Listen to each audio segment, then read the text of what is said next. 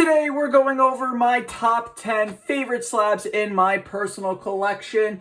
Some of these slabs are worth over a couple $1,000s, so not showing you these to gloat or nothing, just showing you them to why these are the top 10 in my favorite collection. And for those who don't know, I have a mass amount of Pokemon card slabs, so picking cards that are just basically my top 10 was very difficult. As you can see, I have a plethora of other Pokemon card slabs that I have either collected over the years or won in giveaways. So to make a top 10 out of this, chose to be a little bit of the difficult side.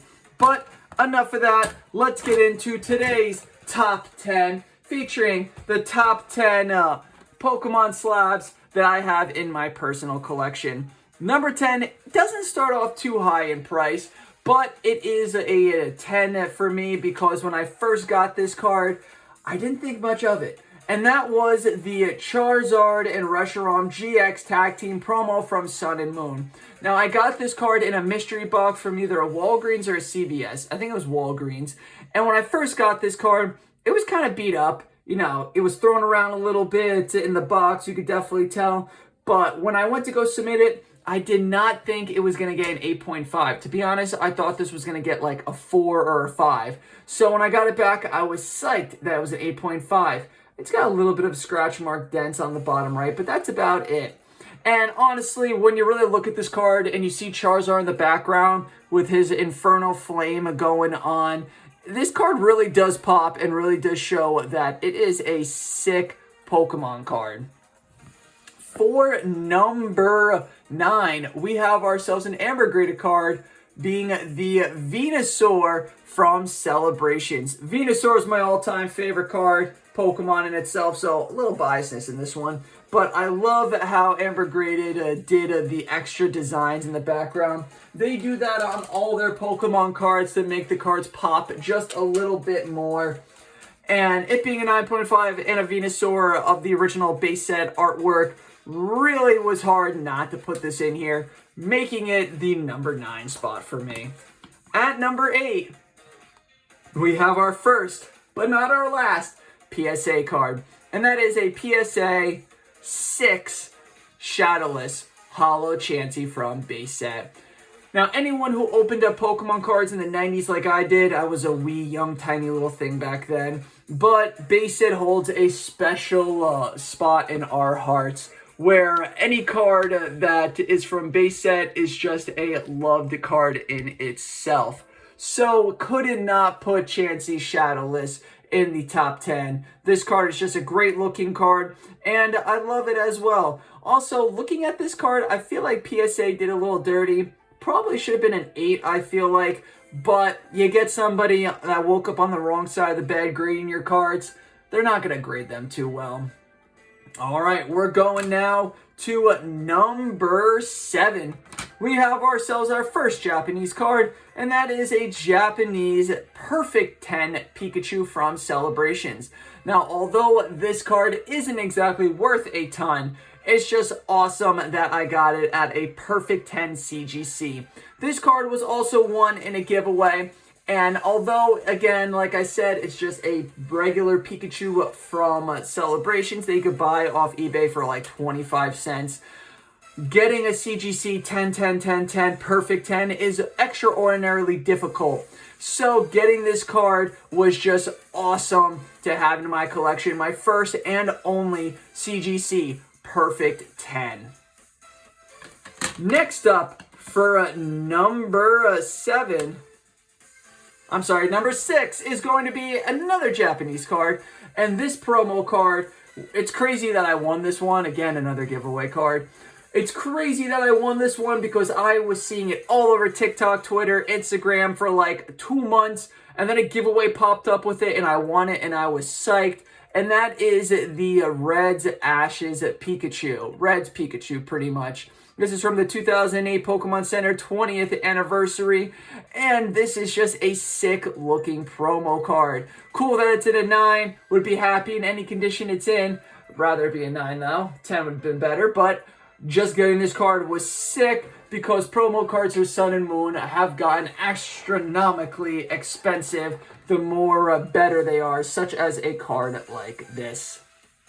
Going in now at number 5 is another PSA. And if you saw my top 10 from last week, you probably will think this card looks familiar because it is the top 10 Unknown V Alt-Art. Having a PSA 10 card is awesome. Having a PSA 10 Alt-Art card is even cooler. This is the only PSA 10 Alt-Art card that I have, and it's just really cool having one because you know when they're Alt-Arts, gold cards, rainbow rares, they do a little bit more fine eye to the card to make sure that they're not accidentally giving you a 10 when it's not a 10. Vs, VMAXs, they're not going to look too heavily into them. They're gonna. But when they see it's an alt-art, they're probably giving it to somebody who's been there a little bit longer. So getting a 10 is sick. At number 4, we have ourselves an awesome CGC card, and that is a Charizard VMAX Korean card. This card is awesome in its number 4 spot because I have the Charizard VMAX in English, and putting these two cards side to side, they literally look exactly the same. The detail pattern, I don't know if you can see it on the card itself, is so ever slightly different. It's like minuscule to even notice it, if you can notice it.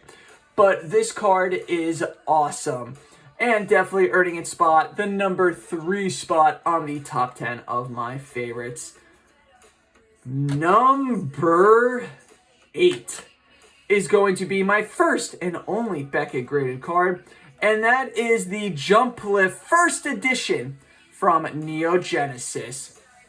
Now, I know everyone's thinking it's just a holo, but it's a first edition holo from Neo Genesis.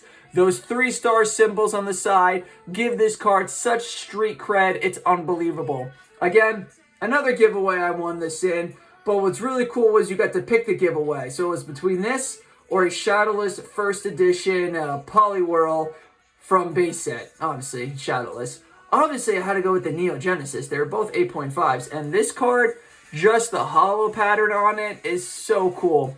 I didn't get to open many Neo Genesis packs when I was younger. And getting this card in a Beckett 8.5 grade is just awesome. Earning its spot to number 8. Number 9. Which a lot of people is going to say to themselves, how is that a number 9 for you? I'm sorry, number 2. Like, that should be like well bottom of the list. Jumplift was 3, this is 2, and let's show you why.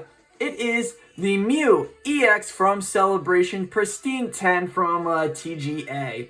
Now, why this card is number 2 for me? Well, it being a 10 helps, but the Mew EX was one of my favorite cards with the card design that it is. I mean, this is such a cool looking Pokemon card, and I don't know why, but the slab that TGA puts it in, it just matches with it perfectly. Maybe it's that purple on the side, I don't know.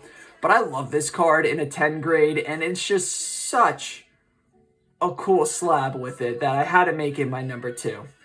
Now, for anyone who doesn't know what my number 1 is, I could probably give you one guess, and you might get it right if you've been on this channel for a while. Number 1 favorite Pokemon slab from my personal collection is going to be the Japanese 9 Umbreon from Split Earth First Edition. This Umbreon is worth over $1,000, and I'm not saying that to showboat it. I'm just saying it because, yes, I won this in a giveaway, and it was probably out of 481 people, something like that, and I ended up winning. This card is so cool, and it's hard for me not to say it, but I will say this is the original Moonbreon. And with that, that concludes my top 10 favorite Pokemon cards from my personal Pokemon Pokemon slab collection. Thank you everybody for tuning in. I hope you enjoyed today's video. Make sure you comment down below letting me know which one of these slabs is your favorite in my collection. Don't forget to hit that like button if you haven't smashed it yet. And that subscribe button, if you want to become a subscriber and see more awesome content like that, is hovering right there for you to click as well. Next to it is the join button for membership options for anyone who's interested in becoming a member. And get ready, because mid to late July, we will be having a YouTube store opening up soon for any merchandise you guys may want. Alright everyone, that concludes today's episode. You know the saying, so say it with me. Let's make Hollows great again and keep poking on. Until next time, peace out and have a great rest of your day.